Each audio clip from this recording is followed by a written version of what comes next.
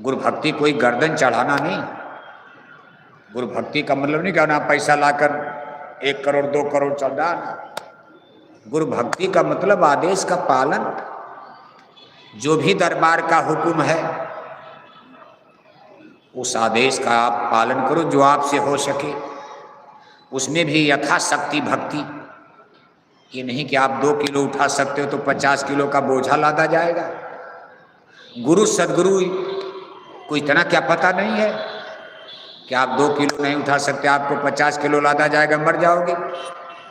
इसलिए आदेश भी इसी तरह का दिया जाता, जितना भक्त बर्दाश्त कर ले जाए, जितना आप कर सको। ये समझ बूझ करके आपके लिए आर्डर हुक्म दरबार से होता, उसका पालन करना हर सत्संगी का धर्म और कर्तव्य है। कभी कमेंट नहीं, कभी कोई शिकवा शिकायत गिला नहीं। भक्तों का इतिहास पढ़ने में रूहें काम जाती हैं कि वो लोग भी क्या गजब के रहे होंगे। खैर उतनी भक्ति तो इस कलयुग में कोई कर नहीं पाएगा, लेकिन भक्तों के भी गजब गजब के इतिहास हैं। देखो सिख गुरु साहिबानों की 5वीं पातशाही, बाबू साहब सो रहे हैं का, तब भक्ति कैसे होगी? हैं सो ही जाते, कुर्सी वाले ही गड़बड़ हैं, जमीन वाला तो कोई नहीं सो रहा। कुर्सी चाहे दिल्ली में, चाहे लखनऊ में, चाहे ऑफिस में, चाहे कुर्सी तो नाश कर रही। कुर्सी वाले ठीक हो जाएं तो जनता बेचारी तो ठीक है। जैसा राजा वैसी प्रजा, सब गड़बड़ देखो ऊपर से होता। इसी तरह बाबू साहब को कुर्सी मिल गई तो आराम से सो गए, पीठ पीछे करके देखो, और नीचे वाले बेचारे सब जाग रहे, एकदम टनाटन बैठे हैं। तो देखो आप सिख गुरु साहिबानों की 5वीं पातशाही, गुरु अर्जुन देव जी महाराज के जमाने का एक वाकया है।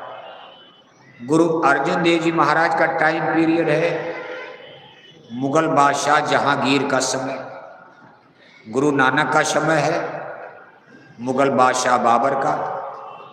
5वीं पीढ़ी आते आते दिल्ली की गद्दी पर बैठे हैं जहांगीर। बाबर के बाद हुमायूं, बीच में कुछ दिन के लिए शेरशाह सूरी अफगान सरदार आ गए। अफगानी लोग शेरशाह कालिंजर के युद्ध में विस्फोट में मर गए थे। फिर हुमायूं का राज, मुगलों का राज आ गया। हुमायूं के बाद अकबर आ गए, अकबर के बाद जहांगीर आ गए। बाबर से जहांगीर देखो ये पीढ़ी, उधर सिख गुरु साहिबानों की पीढ़ी देखो। गुरु नानक जी महाराज बाबर के ज़माने में, गुरु नानक के बाद गुरु अंगद देव जी महाराज, तीसरे गुरु अमरदास महाराज, चौथे गुरु रामदास जी महाराज, और 5वें गुरु अर्जुन देव जी महाराज। अर्जुन देव जी महाराज के ज़माने में मुगल सम्राट जहांगीर का राज था। गुरु अर्जुन देव जी महाराज के ज़माने में पंजाब में एक बहुत बड़े सेठ रहते थे, उनका नाम था भल्ला साहब। कभी कभी गुरु महाराज इस कहानी को सत्संग में, उनके सत्संग प्रवचन में मिलेगी। भल्ला साहब बहुत धनी मानी, उस शहर के सबसे बड़े सेठ। उनके यहाँ एक नौकर रहते थे, नौकरी करते थे।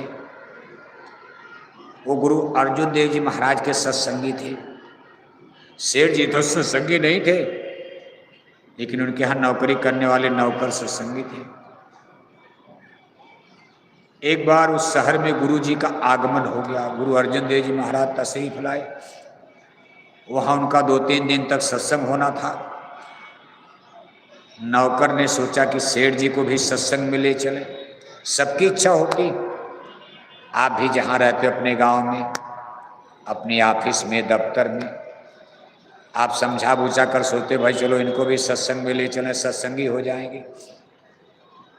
कोई बड़ा आदमी सत्संगी हो जाएगा तो संगत की और रौनकता बढ़ जाएगी, नाम गांव हो जाएगा, भला मंत्री एमएलए मिनिस्टर, हमारे जय गुरुदेव मिशन में फला मंत्री है, आदमी सोचता। तो उस बेचारे ने सोचा अगर सेठ जी सत्संगी बन गए तो बड़ा मजा आ जाएगा, इस शहर में हमारा भी रुतबा बढ़ जाएगा, भंडारा चलाना होगा तो पैसे की कमी नहीं रहेगी।